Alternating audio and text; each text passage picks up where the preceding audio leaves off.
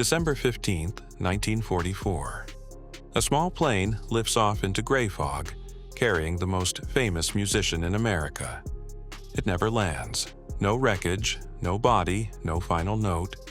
Just silence where a song used to be. 80 years later, we still don't know what happened. Subscribe. You'll want the whole story. 1. The voice of a country at war.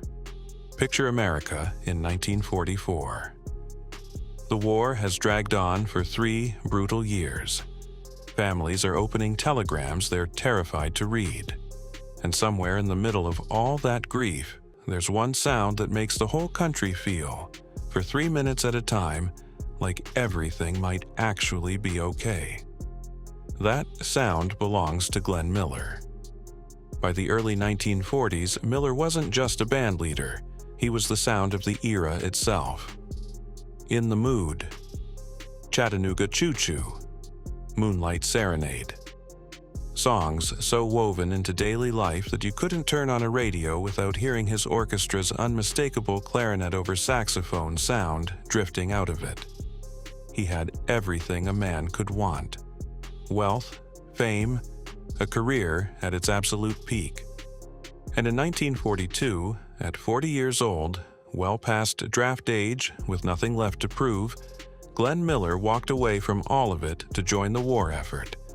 He didn't have to, he chose to. He formed a 50-piece military orchestra, shipped it to England, and spent the next 2 years playing for exhausted, terrified young soldiers who needed his music more than anyone back home ever had. General Jimmy Doolittle himself said it plainly. Next to a letter from home, Miller's band was the greatest morale booster in the entire European theater. It was never just music. It was medicine delivered on a bandstand to men who were dying by the thousands a few hundred miles away. 2. One short flight, 3 days before Christmas. By December 1944, Miller's band was preparing for its biggest moment yet. A live Christmas Day broadcast from newly liberated Paris, meant to reach American troops across the entire European theater. It needed to be perfect, and someone needed to go ahead of the 60-piece band to sort out logistics, venues, equipment, lodging, before the whole operation could move. Miller volunteered to go himself. The weather had other plans. Fog rolled in over England so thick that flights were grounded for days. Miller waited and waited. And then, on the afternoon of December 15th, an officer named Lieutenant Colonel Norman Bassel offered him a seat on a small utility plane making the crossing. A single-engine Nordeuin Norseman, flown by a young pilot named John Morgan. Here's a detail that should make the hair on your arms stand up. Neither Miller nor Bassel were on the flight's official manifest. They boarded almost casually, informally, the way you'd hop in a friend's car for a quick errand. At roughly 2 o'clock in the afternoon, the little plane lifted off from Twinwood Farm Airfield and climbed into the low gray English sky, heading out over the channel toward Paris. It was never just a routine hop across the water. It was the last time anyone who knew Glenn Miller would ever see him alive. 3. The silence that followed. 3 days later, on December 18th, Miller's band landed in Paris, ready for their band leader to greet them at the airport. He wasn't there. At first, nobody panicked. Communication was slow in a war zone. Maybe he'd been delayed, maybe he was already at the hotel. Maybe there was a simple explanation waiting just around the corner. But hours became days, and days became a certainty nobody wanted to say out loud. Glenn Miller's plane had never arrived, not in Paris, not anywhere. The military filed a missing aircrew report. Search efforts began, and they found nothing. No wreckage in the channel, no debris washing up on either coastline, no radio distress call logged by anyone, anywhere, at any point during the flight. A famous man, a colonel, and a young pilot, flying one of the most heavily trafficked stretches of water in the entire war, vanished as completely as if the sky had simply closed over them. Think about how strange that is. This wasn't some remote, unmonitored stretch of ocean like Flight 19 would encounter a year later in the Pacific. This was the English Channel in December 1944, arguably the single busiest, most watched, most heavily patrolled body of water on the entire planet at that exact moment in history. Ships everywhere, aircraft everywhere, radar everywhere, and still nothing. It was never just a missing persons case. It was a disappearance that violated the basic odds of the war itself, that in the most surveilled airspace on Earth, a famous man could vanish and leave behind absolutely nothing. 4. The theories that filled the fog. For 80 years, 3 explanations have circled this case like moths around a lamp, and none of them has ever fully landed. The most widely accepted theory is almost embarrassingly mundane: carburetor icing.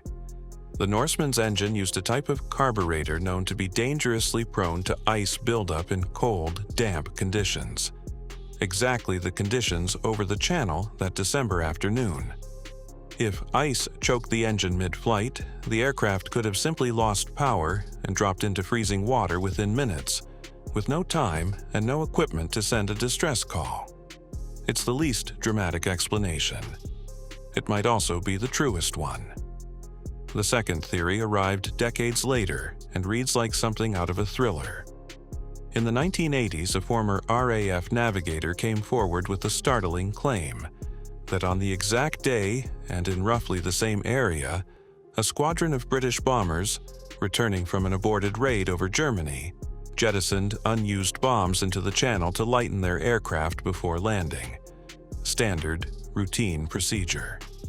His claim was that Miller's small Norseman may have been directly beneath that bomb run at the worst possible second, destroyed by friendly ordnance meant for an empty patch of sea. It's a chilling idea, killed not by the enemy, but by his own side's paperwork of war. Investigators later poked serious holes in the timeline, and most historians consider it debunked. But notice something about that theory. Even discredited, it never fully goes away. It keeps resurfacing in documentaries, in books, in late-night conversations, because it's simply too haunting a possibility to let go of completely. And then there's the theory with no evidence at all behind it. Only whispers. That Miller didn't die in the channel that day, that his death was covered up, staged, or connected to something the official record has never revealed. There is nothing, no document, no witness, no wreckage, to support it. And yet, decade after decade, someone brings it up again. That's what an unresolved case does to the human mind. It doesn't just tolerate mystery, it manufactures more of it. It was never just a search for a downed aircraft. It became a permanent invitation for every generation since to write its own ending, because the real one never arrived. 5. The man who kept playing. Here's the part of the story that should hypnotize you a little, in the best possible way.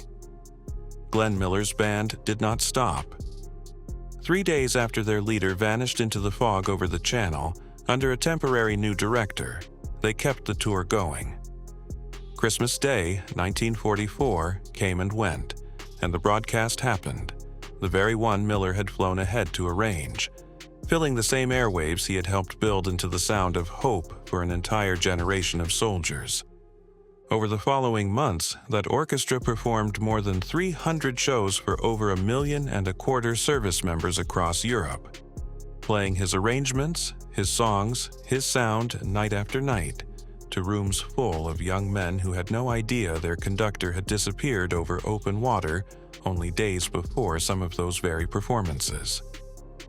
Sit with that image for a moment. An orchestra playing the music of a man who had already vanished, filling the air with the exact sound that made him famous, while somewhere beneath the cold gray water of the English Channel, the truth about what happened to him lay completely, permanently out of reach. It was never just a tragic footnote to a war that was almost over. It was a man's voice continuing to comfort millions of strangers, long after the man himself had gone silent forever. 6. The announcement. Nobody wanted to make. Here's a detail most people never hear, and it's one of the strangest parts of the entire case. The military knew Glenn Miller was missing well before the public did, but the announcement was deliberately delayed, held back quietly, until December 24th, 1944. Christmas Eve. Think about the calculation behind that decision for a moment. Somewhere in a military office, someone made the call that the news of America's most beloved musician vanishing without a trace was too devastating to release during the week leading up to Christmas, that it needed to wait just a few more days, so it wouldn't collide with the one holiday an exhausted, war-weary nation needed to get through intact. So for 9 days, Glenn Miller's wife, Helen, and his closest friends carried the knowledge that he was gone, in total silence, while the rest of the country hummed along to his records with no idea anything was wrong. When the news finally broke, it landed on Christmas Eve like a blackout curtain falling over the whole country's mood. Newspapers ran the story on the front page. Radio stations that had been playing White Christmas and Moonlight Serenade all week suddenly had to explain, mid-broadcast, that the man behind that second song might already be dead at the bottom of the English Channel.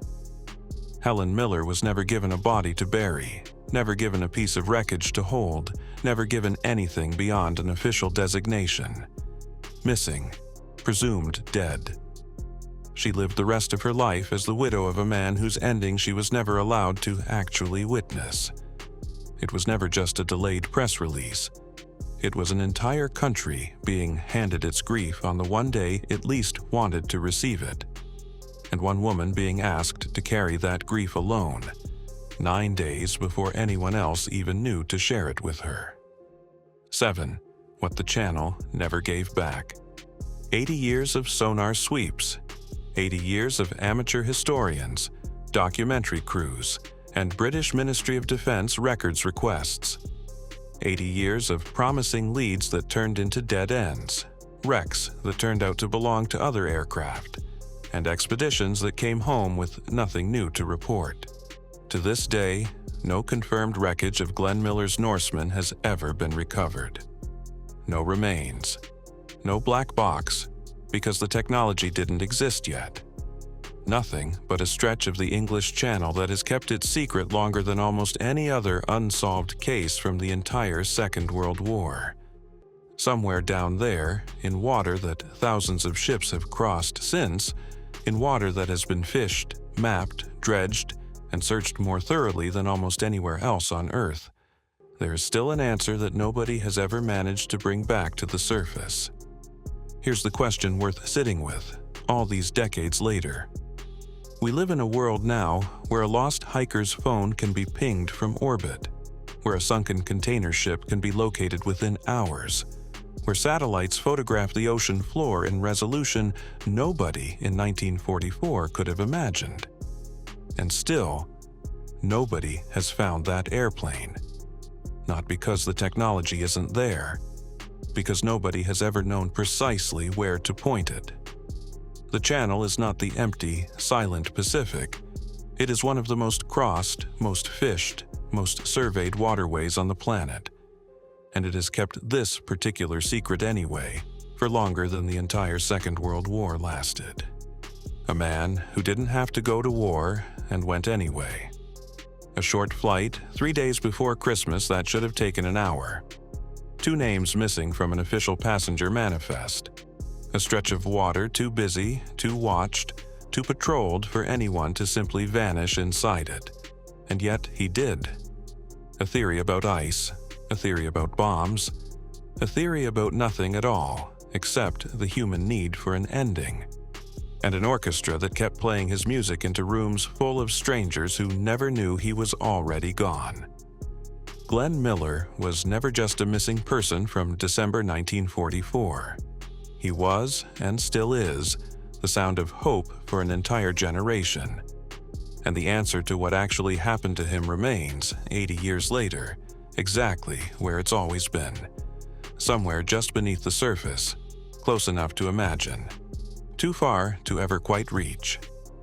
Tell me in the comments, carburetor ice, a friendly firebomb, or something we still haven't considered. Which explanation do you believe? Subscribe, because next time, we follow a plane that vanished over the Andes, and the one impossible word its crew radioed down, seconds before it disappeared forever.